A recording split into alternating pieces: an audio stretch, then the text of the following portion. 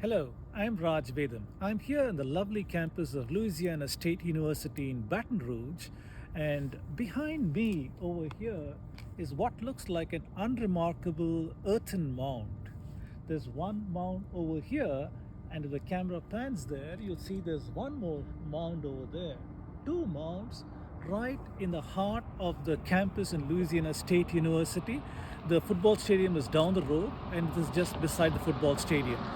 Archaeologists today have discovered that these are the remains of the natives who once lived in this part of America. In fact, they have dated these mounds to 11,000 years before present, and perhaps completed about 6,000 years ago. That makes it 4,000 BCE, the same time frame as the pyramids in Giza. That's around the same time. There were people living in America who were erecting enormous structures, maybe rivaling the size of the pyramids themselves, but now they've obviously become small because of erosion and other things. The archaeologists are not very clear what was the purpose of these mounds. They could have been burial sites, they could have been some religious artifact, and so on. And not far from this campus, there is an archaeological site called Poverty Point, where archaeologists have uncovered many more remains of the natives who lived over there. And today we know these natives were trading all the way from Ohio Valley over the Mississippi River, maybe all the way to Texas, to the natives who lived in Texas. So these were people who were artisans, were making baskets, they're making pots, they're making all kinds of implements, and they were trading in these. So they had all elements you might think of a civilization, maybe urbanization also, as some archaeologists say at Poverty Point. So follow me to show you the amazing 11,000-year-old artifact, which is now looks like nothing more than an unremarkable hill at this point.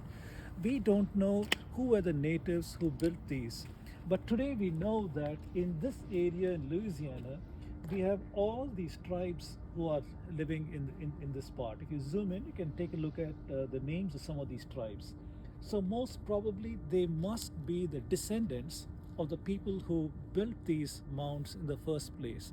And these are not the only mounds. There probably were lots of others, but then destroyed by people who didn't know better what they were.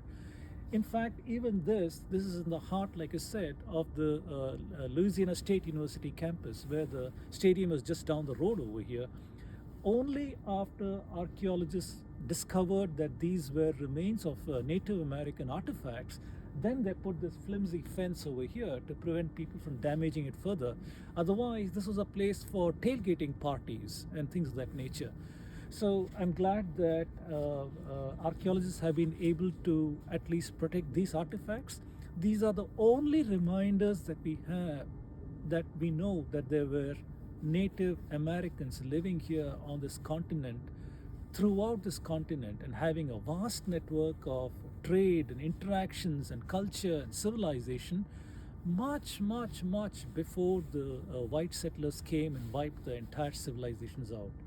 And what we know is these were the descendants of the people who perhaps crossed the Bering Strait across Siberia to Alaska and settled here. This we know from the genetic migrations and so on.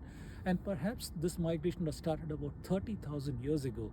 That might have not been the only route in which people came here, but we know that at least through that route people have come and settled over here. So take a look once again. This is the lovely two mounds on LSU campus.